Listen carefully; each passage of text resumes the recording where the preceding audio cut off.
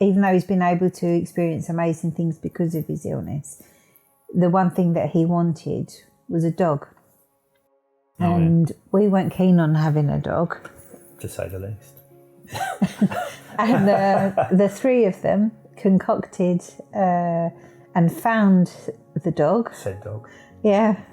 And told us a week, they'd put a deposit on it. They'd gone out and bought all the stuff.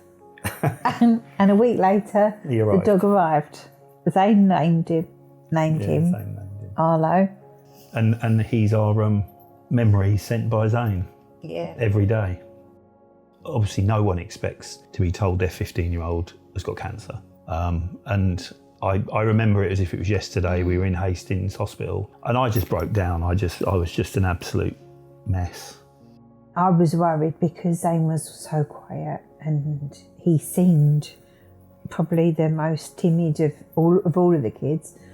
He was the strongest of them all. He almost became quite, not cocky, but he was definitely this cheeky. He found a new Zane. And it was like, oh wow, this is amazing.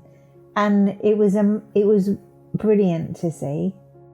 Or when Zane became an inpatient, although it was obviously an incredibly sad time, I felt a massive sense of relief as well, because I knew he was going to be looked after.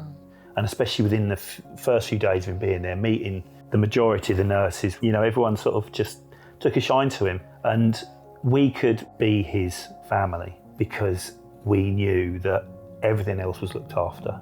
If he needed physio, if he needed tablets, if he needed this, he needed that, it was all done for us. And we could spend time with him just as his parents and brothers, sisters, aunts, everyone could just come along and be there for him. But to keep his memory alive as far as the hospice and places like that is concerned, for us then to give back by starting with the 13-mile moonlight walk. A couple of the nurses who were, when we were in there last year, they said they'd done it last year, and that's what sort of drew our attention to it. Well, I'm really looking forward to it. My sister and her husband are going to be joining us on it, and I'm sure that there'll be a few more that are going to add on. So it'd be like our own little Zane's army. Yeah, it'll be good. But it's important that we give back as much as we can to a place, well, it's a little bit of heaven on earth, I think. Everything we do, really, if we get a blister on our feet, really, what is that compared to what Zane went through? Because he never moaned. In fact, I remember him saying chemotherapy was quite easy, Dad. So if he can go through sort of 16 rounds of chemo and 28 days of radiotherapy and 11-hour surgery, I think we can walk 30 miles.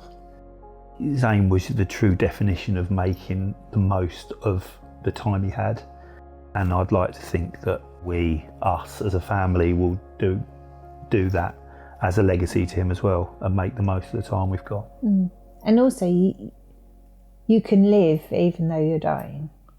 You really can. Yeah. And the hospice helped Zane do that.